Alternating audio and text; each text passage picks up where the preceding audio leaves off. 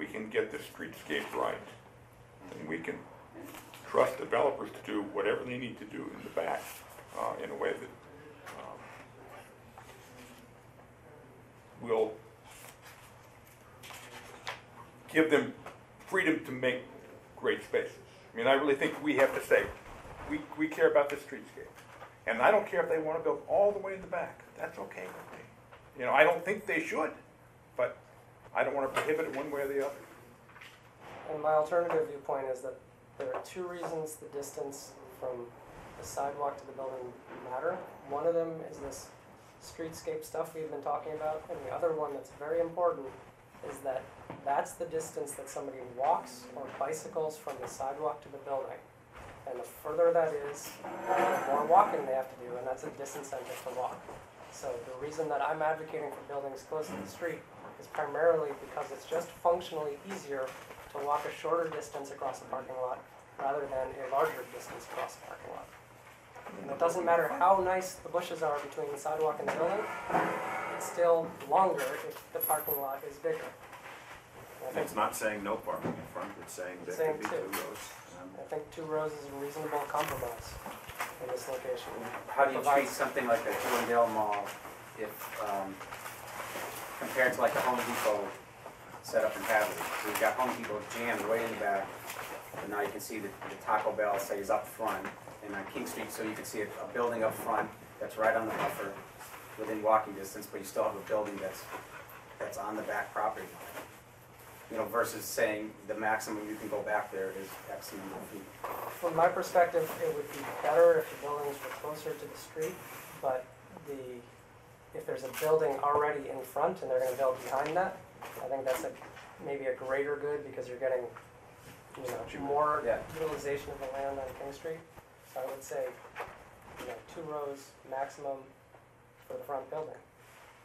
Right, as long as there's some clear path to the back building for alternative for walking or biking. You have places for that. I mean, but let's not forget that we're talking about a section of King Street that is now predominantly automobile oriented. It is becoming more pedestrian oriented. It is becoming more bicycle oriented. We're doing lots of things to make it move in that direction.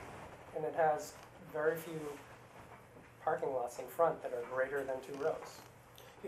Sorry, I understand terms, I'm sorry. But by rows, you're talking about drive aisle and 2 sets of spaces. So you're, okay. I still think we need to allow site-by-site flexibility.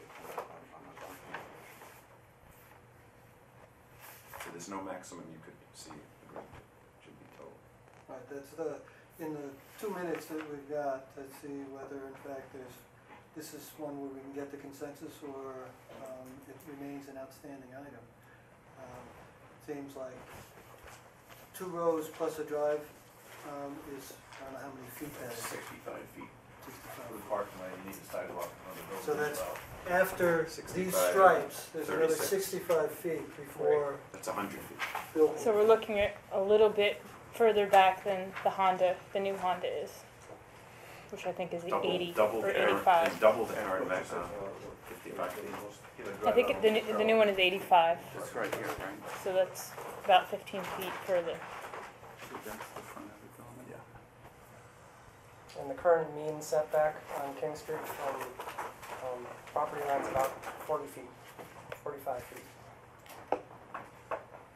So we're talking about double the current mean. So it seems to be, the question is there an ability to live with the notion of buildings 100 feet back, these stripes plus a 65-foot parking area up to? Or does that need to be without regulatory constraint?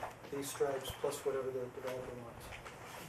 Is that That's it. that's the choice? I guess I would throw out something else just to think about is, we've had a mandate, a requirement to have, no less than a row of parking in front of the buildings for certain, uses. And that's been a real issue for developers, applicants, people coming forward. And I think, and I guess I would say that the difference between distances does make a difference in how it's landscaped from my personal perspective. I think walking across a sea of asphalt with nothing to break that up makes the distance feel much longer than if it were landscaped. So my question would be, if we have these increased landscape requirements within the parking lot and sidewalk connections, which I think are important to bring people directly from the sidewalk, what difference would it make if you have 2 rows in front versus 4 or 5?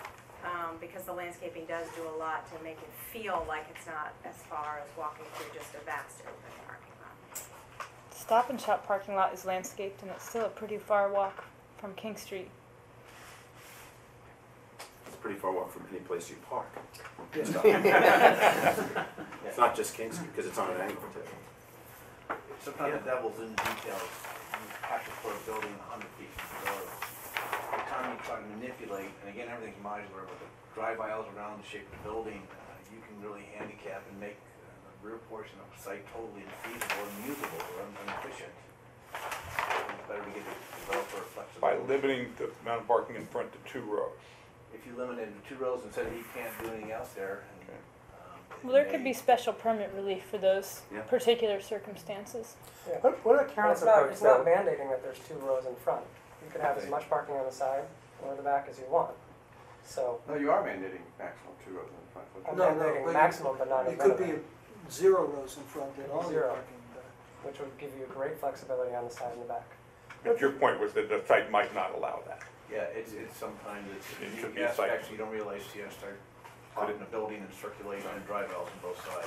Can the special Constraints. permit be the combination? So we're trying to get away from special permit. Right, I know, but just for this one situation. What about Karen's approach of saying, right now we have people who do sidewalks to the building, but if you said it has to be really aggressive so that Karen's comfortable walking it, so maybe that becomes in essence a 40-foot, the same 12, 12, and 12. You have to, if you can put your building as far back as you want, but it's going to cost you land because you have to have a really nice connection from the sidewalk to the building. It's not just a painted line somewhere. It's Wish we almost Stop got and the Shop problem. is yeah. not aggressive at all. I mean, Not it at doesn't all. even meet our current standards for landscaping. No, if we had the Hillendale plans, the one we Yeah. approved, those actually, what they did with the front parking lot was actually a vast improvement.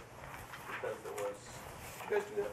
Yeah, we know. It still doesn't get to where we're talking about now with requirements, but No, it's but better. it was a much better stop and shop, much better stop and shop. Well, I think in the proposal that I did, I had 12-foot buffer on either side, or a 10-foot buffer on either side of the path to the front door. yeah, so that part I like. Yes, I think the It's the performance next- based Yeah. parts of that, I think are good, but to mandate